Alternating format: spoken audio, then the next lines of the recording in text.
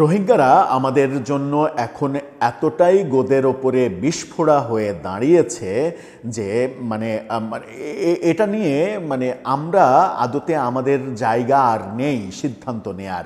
আমরা এখন পরাধীন রোহিঙ্গা বিষয়ে, আমরা এখন পরাধীন, আমাদের নিজের দেশেই আমরা পরাধীন। রোহিঙ্গা বিষয়ে কোনো ধরনের কোনো সিদ্ধান্ত নেয়ার উপায় নেই।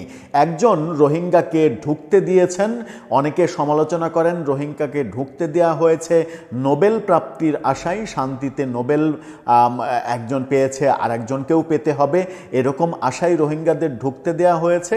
আর একজন তার পতনের পরে আর একজন এসে রোহিঙ্গা বিষয়ক জাতিসংঘ মহাসচিবকে ডেকে নিয়ে এসে রোহিঙ্গা বিষয়ক নানা ধরনের প্রত্যাশার বেলুন ফুলিয়ে বেলুনটাকে এত বড় করেছেন, ভেতরে বাষ্প এত বেশি দিয়েছেন, এত বেশি স্বপ্নের হাওয়া ভেতরে ঢুকিয়েছেন যে বেলুনটা বাস্ট হয়ে গেছে। এখন রোহিঙ্গারা আমাদের জন্য আরও বড় আতঙ্কের নাম হয়ে গেছে। শুধুমাত্র যে তাদেরকে খেতে পড়তে দিতে হচ্ছে, আন্তর্জাতিক সহযোগিতা কমেছে। একটা সময় দেখা যাবে যে বাংলাদেশকেই পুরোটা খরচ বহন করতে হবে। এই যে 10 লাখ রোহিঙ্গা, তাদের কাজই হচ্ছে কোনো কাজ নেই, ঘুমাবে আর বাচ্চা উৎপাদন করবে, এটাই হচ্ছে তাদের কাজ। এই যে বাচ্চা উৎপাদন করতে করতে 10 লাখ থেকে 20 লাখ হওয়ার পথে এই সংখ্যা, আবার এই সরকারের আমলে যখন রোহিঙ্গাদের প্রত্যাবর্তনের স্বপ্ন দেখানো হচ্ছিল সেই সময়ে 1.5 থেকে 2 লাখ নতুন রোহিঙ্গা আবার এসেছে। এরকম বাস্তবতা যখন আমরা ফেস করছি তখন আমরা দেখছি আমাদের উপদেষ্টা, স্বরাষ্ট্র উপদেষ্টা, তিনি অন্তত 69,000 রোহিঙ্গাকে বাংলাদেশি পাসপোর্ট দেয়া হবে এরকম প্রত্যাশা ব্যক্ত করলেন। এবং সেই 69,000 রোহিঙ্গা কাজ করে সৌদি আরবে। প্রশ্ন হচ্ছে, সৌদি আরবে যারা কাজ করে রোহিঙ্গারা, তারা সৌদি আরবে গেল কিভাবে, কোন পাসপোর্টে গেল? আর সৌদি আরবে অবৈধ রোহিঙ্গাদের বাংলাদেশি পাসপোর্ট দিতে হবে কেন? কি এমন দায় এই সরকারের যে রোহিঙ্গাদের বাংলাদেশি পাসপোর্ট দিতে হবে? এমনিতেই রোহিঙ্গারা সারা দেশে ছড়িয়ে ছিটিয়ে পড়ছে, নানাভাবে ভোটার আইডি কার্ড তৈরি করে ফেলছে, পাসপোর্ট তৈরি করে ফেলছে, সেই সংখ্যা তো রয়েছে। আবার আনুষ্ঠানিকভাবে একটি দেশে কর্মরত রোহিঙ্গাদের আপনি বাংলাদেশি পাসপোর্ট দিতে চাচ্ছেন, অঙ্গীকার করছেন এবং কয়েকদিনের মধ্যে সেই কাজ শেষও করবেন। এই সরকার এত এত বড় বড় কর্মকাণ্ডের মধ্যে নিজেদেরকে অন্তর্ভুক্ত করছে যেগুলোর জন্য ভবিষ্যতে এই সরকারকে চরমভাবে জবাবদিহি করতে হতে পারে। সেরকম আলোচনা যখন রয়েছে তখন সেই আলোচনায় বোধহয় এটা একটা নতুন মাত্রা যোগ করবে। কি হচ্ছে রোহিঙ্গাদের নিয়ে চলুন একটু জেনে দেখবো এই ভিডিওতে। থাকবেন পলিটিক্স টিভির নিয়মিত আয়োজনে।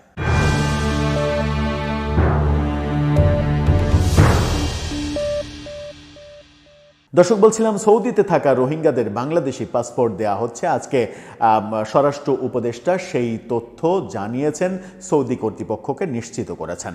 বাংলা ট্রিবিউনের শিরোনামটা দেখে নিতে পারেন। সেখানে বলা হচ্ছে, সৌদিতে থাকা 69,000 রোহিঙ্গাকে পাসপোর্ট দেওয়ার আশ্বাস দিল বাংলাদেশ। 69,000 রোহিঙ্গাকে পাসপোর্ট দেওয়ার আশ্বাস দিয়েছেন স্বরাষ্ট্র উপদেষ্টা। কি বলছে বাংলা ট্রিবিউন? সেখানে বলছে যে সৌদি আরবে বসবাসরত 69,000 রোহিঙ্গাকে বাংলাদেশি পাসপোর্ট প্রদানের প্রক্রিয়া দ্রুততর করার আশ্বাস দিয়েছেন স্বরাষ্ট্র উপদেষ্টা জাহাঙ্গীর আলম চৌধুরী। আজকে সচিবালয়ে স্বরাষ্ট্র মন্ত্রণালয়ের তার কার্যালয়ে বাংলাদেশে নিযুক্ত সৌদি রাষ্ট্রদূত আবদুল্লাহ জাফর বিন আবিয়ার সঙ্গে সৌজন্য সাক্ষাৎকালে তিনি এই কথা বলেছেন। স্বরাষ্ট্র মন্ত্রণালয়ের উপপ্রধান তথ্য কর্মকর্তা ফয়সাল হাসান জানান, বৈঠকে সৌদি আরবে বসবাসরত 69,000 রোহিঙ্গাদের বাংলাদেশি পাসপোর্ট প্রদানের অগ্রগতি, জনশক্তি রপ্তানি ও পারস্পরিক ব্যবসা বাণিজ্য বৃদ্ধি, বাংলাদেশের জাতীয় নির্বাচনের প্রস্তুতি, সৌদি আরবে অনুষ্ঠিতব্য ওয়ার্ল্ড ডিফেন্স শোতে বাংলাদেশের অংশগ্রহণের আমন্ত্রণপত্র সহ অনেক ব্যাপারে আলোচনা হয়েছে। বৈঠকে রাষ্ট্রদূত সৌদি আরবে অবস্থানরত 69,000 রোহিঙ্গাকে পাসপোর্ট প্রদানের বর্তমান অগ্রগতি সম্পর্কে জানতে জানতে চান, জবাবে উপদেষ্টা জানান এ বিষয়ে উল্লেখযোগ্য অগ্রগতি হয়েছে। পাসপোর্ট অধিদপ্তর ও সৌদি আরবে অবস্থিত বাংলাদেশ মিশন সমন্বিতভাবে কাজ করছে। কাজ দ্রুত শেষ করতে ঢাকা থেকে বিশেষ টিম পাঠানো হয়েছে। তবে তিনি উল্লেখ করেন আবেদনের তুলনায় পাসপোর্ট এনরোলমেন্টের জন্য উপস্থিতির হার কিছুটা কম।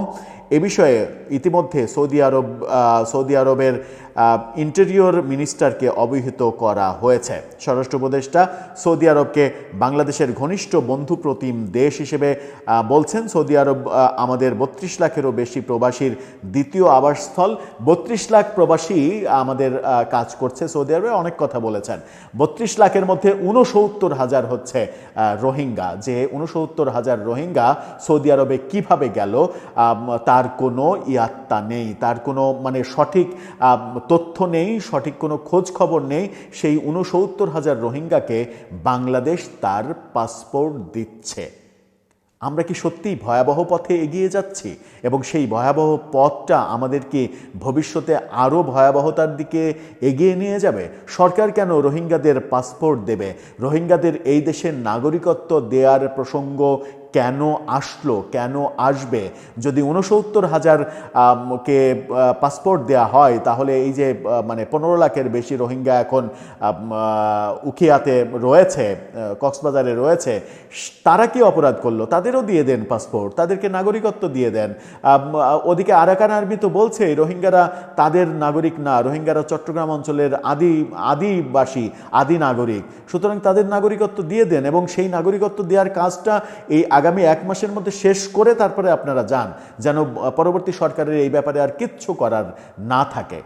এত বড় বড় কর্মযজ্ঞ অন্তর্বর্তীকালীন সরকার হাতে নিচ্ছে, যেটা ভবিষ্যতে বড় ধরনের বিতর্কের জন্ম দেবে এবং সেই বিতর্ক শেষ পর্যন্ত কোন জায়গায় গিয়ে ঠেকবে সেটা বলা কিন্তু মুশকিল। দর্শক, আপনার মতামত এই ব্যাপারে জানিয়ে লিখতে পারেন আমাদের কমেন্ট বক্সে।